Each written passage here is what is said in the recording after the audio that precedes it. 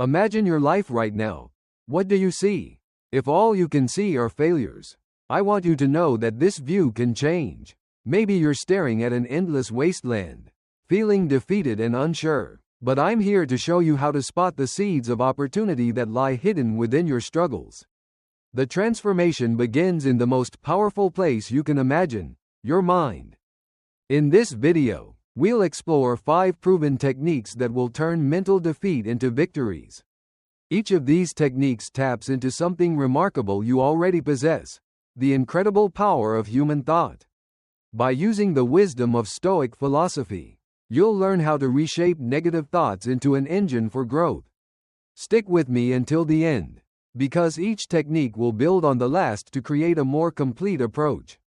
By the time we're done, these 5 strategies won't just be abstract concepts, they'll be practical tools you can use every day. You'll learn how to transform what you once saw as failure into fuel for becoming stronger, more resilient, and more powerful than ever before. Think of it this way. No matter how tough your life might feel right now, it could be worse. At least you have the ability to move, to make choices, and to enjoy real freedom. But let's look back at one of the most famous Stoic thinkers of all time, someone who didn't have those freedoms. Epictetus was born around 50 AD and spent much of his life as a slave, living under unimaginable hardship. In fact, his leg was permanently damaged by his master. Yet despite these brutal conditions, Epictetus became one of the most influential philosophers in human history.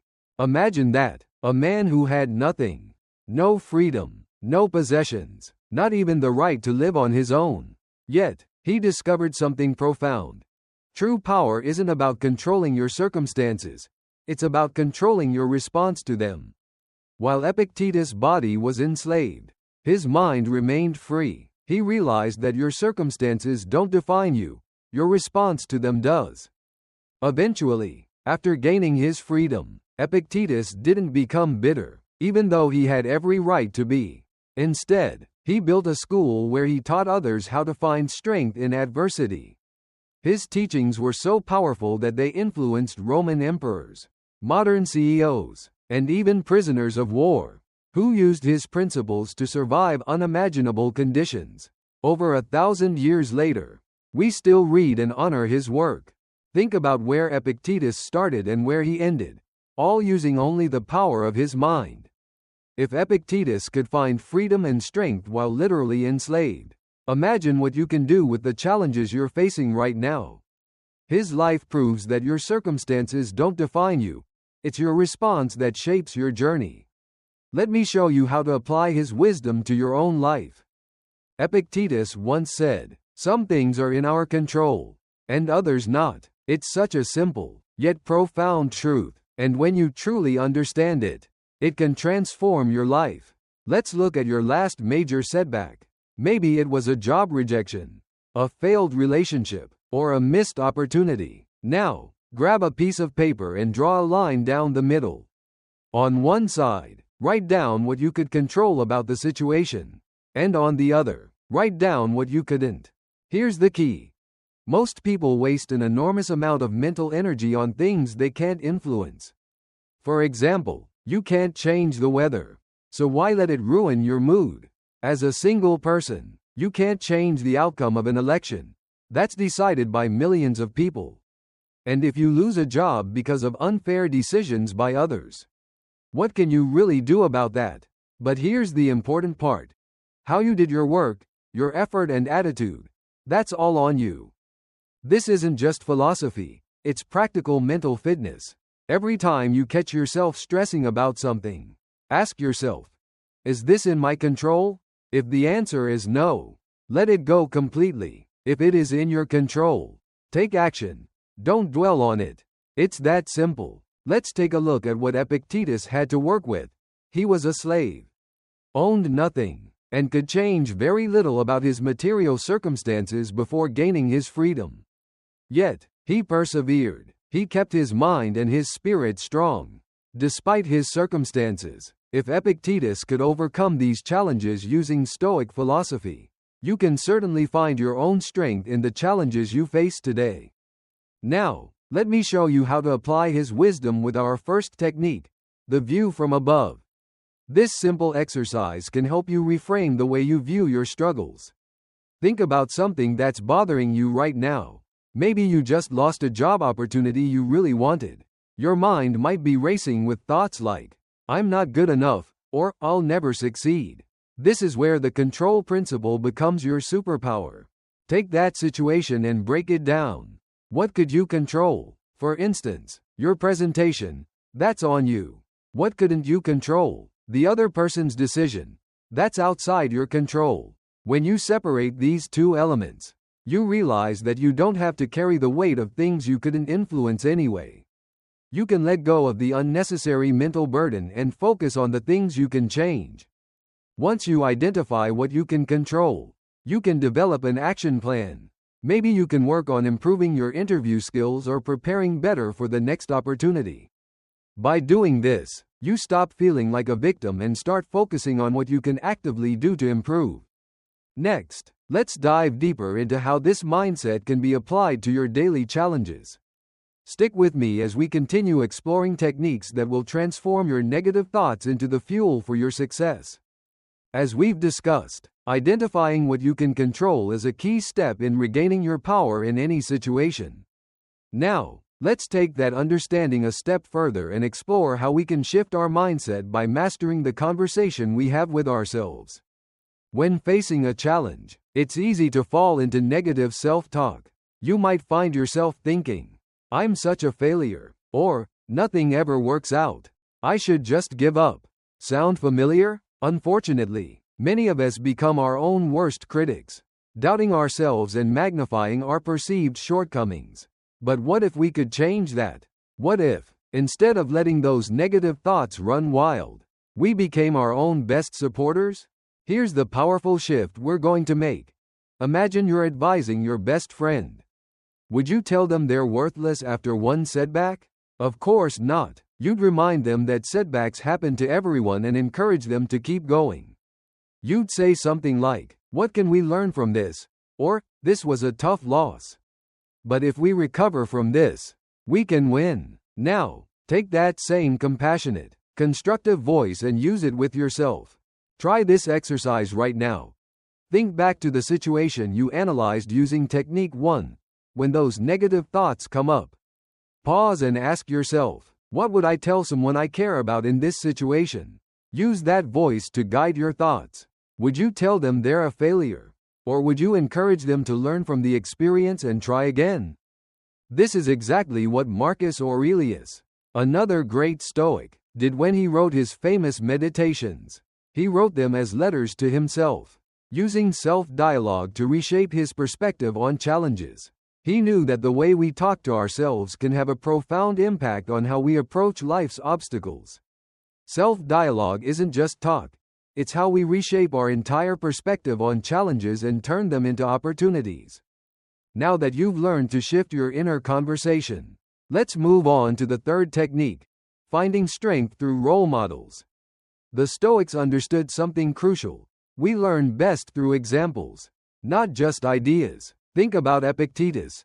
He became a role model for countless people, and still does today. He was someone who turned his adversity into wisdom and taught others how to do the same.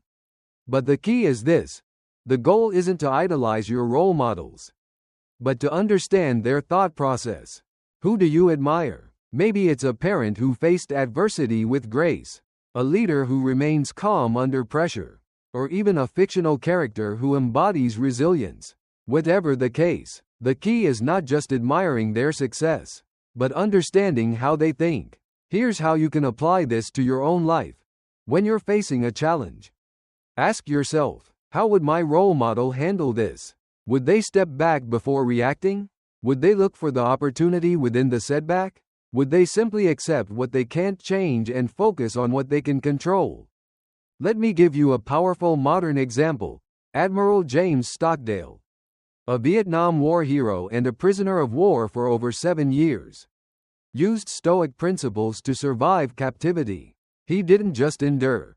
It was his leadership that helped him and fellow prisoners get through unimaginable hardships.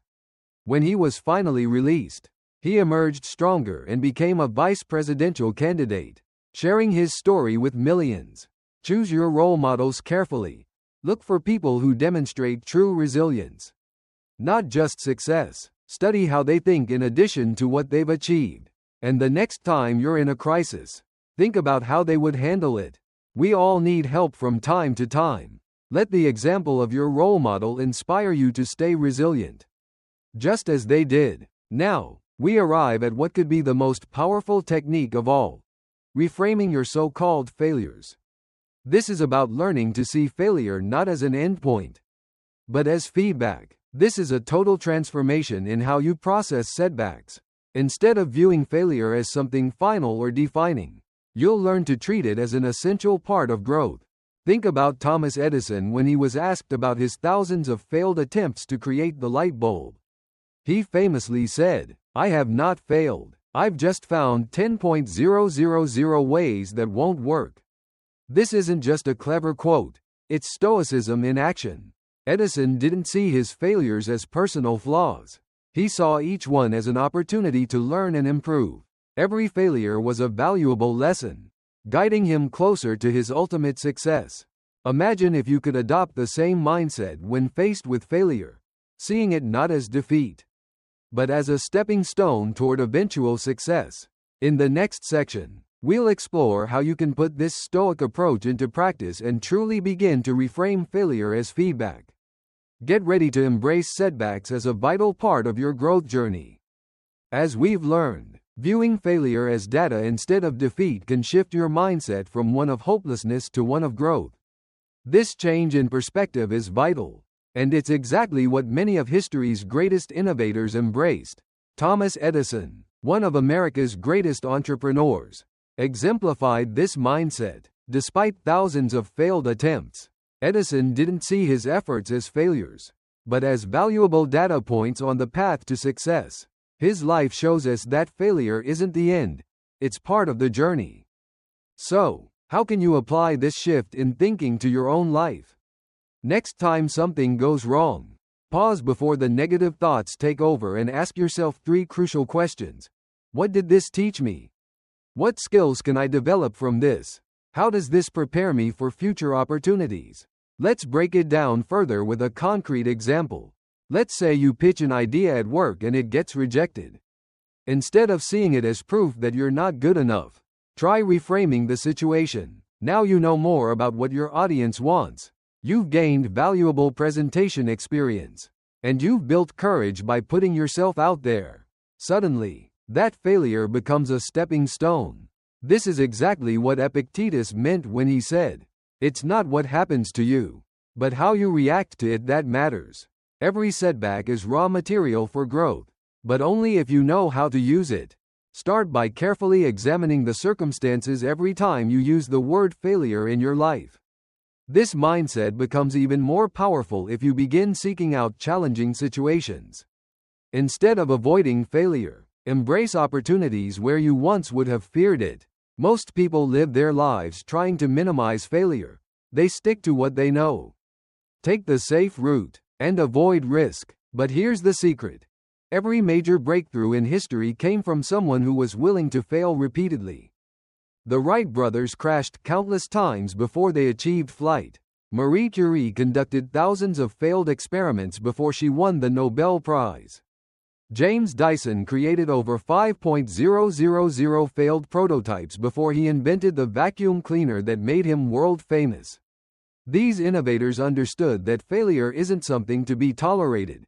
It's an essential part of the discovery process. Remember, the goal isn't to fail less, it's to learn more from each failure. When you truly internalize this, you'll find yourself taking bigger risks, pursuing bolder goals, and achieving more success than those who played it safe. This leads us to our final technique, one that ties everything together: mental goal setting. The Stoics understood something profound about human nature. We often suffer not from the facts of our challenges, but from how we frame them. Here's what I mean. When facing a big goal, your mind might jump straight to the end result. You might think, "I need to completely change my life," or "I have to master this skill immediately." This all or nothing thinking can overwhelm you and make you want to give up. Instead, think like a Stoic. Break down that mountain into manageable hills. If you want to change careers, don't start with, get my dream job. Start with, research one company today, or, update my resume to version 1. Progress isn't about giant leaps, it's about consistent, small steps. Try this approach. Take your big goal and break it into the smallest possible actions, things that you can't fail at. For example, if you want to write a book, start with the goal to write 1 paragraph. Everybody can write 4 lines. These micro goals might seem too easy, but that's exactly the point. Completing 100 micro goals adds up to one very big, real goal. Think about Epictetus. He went from slave to renowned philosopher through countless small choices and actions made day after day. Your transformation can be achieved in the same way. Now, let's put all these techniques into practice with a real-world example. Meet Sarah. She opened her dream coffee shop 6 months ago. And after an exciting start, she's now facing a serious challenge. Revenue is down 40% from her expectations. And she's wondering if she should close down. Let's walk through how Sarah can use each of the techniques we've discussed to make the right decision and rebound from this tough situation. First, Sarah applies the control principle. She takes out her notebook and draws a line down the middle. On the can control side, she writes her shop's quality, menu offerings, and the effort she puts into marketing. On the can't control side, she writes rising coffee bean prices and the ongoing road construction by her storefront. Immediately, she stops wasting energy worrying about the construction and focuses on what she can improve. Now comes self-dialogue. Instead of letting herself spiral into negative thoughts, she asks herself, what would I tell someone I care about in this situation? She uses that same compassionate, constructive voice to guide herself through the challenge, shifting from self-criticism to problem-solving. Next, Sarah moves on to behavioral activation, creating a small action plan to improve her situation, like updating her social media presence or launching a new promotion. By taking these small steps, she shifts from feeling stuck to actively working toward a solution. In the next part of this video, we'll dive even deeper into how Sarah can continue using these Stoic techniques to turn her business around and find success. Just as the Stoics taught, stay with us. As we've seen, turning challenges into opportunities requires a proactive mindset, and Sarah is learning just how powerful this shift can be. Let's walk through how she continues to use Stoic principles to navigate and thrive through her current struggles. Instead of telling herself, I'm a failure, or, my dream is dead, Sarah chooses a different path. She speaks to herself the way she would to her best friend. She understands that she's learning the hardest part of business ownership right now. And this is something every successful cafe owner has faced at some point. Setbacks, especially financial ones, are not unusual, they're just part of the journey. To further inspire herself, Sarah turns to role models. She researches local success stories and reaches out to the owner of a nearby restaurant who has overcome similar challenges. This mentor shares invaluable insights, showing Sarah how to navigate the difficult path she's on. By connecting with someone who's been through it, she gains perspective and practical advice. Role models help Sarah realize that she's not alone in this struggle and that others have found a way to thrive despite facing setbacks. Now, Sarah takes on the powerful technique of reframing. Instead of viewing the 40% revenue drop as evidence of failure, she reframes it as valuable market feedback. Low afternoon sales? It's a signal to innovate during that time. Customer complaints about limited seating? That's an opportunity to expand seating. Every problem becomes a clue for improvement, a chance to get better and find the right solutions. Sarah then applies goal setting to break down her turnaround plan into smaller, achievable targets. Instead of feeling overwhelmed by the grand goal of save the business, she sets more specific objectives, such as, this week, survey 50 customers about their preferences, or, next week, test 3 new menu items. By the end of the month, She plans to redesign the seating layout to add 6 more spots. These small, actionable goals help Sarah make progress step by step, building momentum toward a more successful cafe. This is the true power of these Stoic techniques. They don't just help you survive challenges. They show you how to use those very challenges to become stronger than before. Whether you're starting a business, changing careers, or facing other life challenges, these principles can help you find your way forward. Now, think about your own journey. Have you ever felt like you were stuck, unable to move forward? Drop a comment below and share your experience with these techniques and Stoicism in general. Your story might be exactly what someone else needs to hear to start their own journey toward Stoic resilience.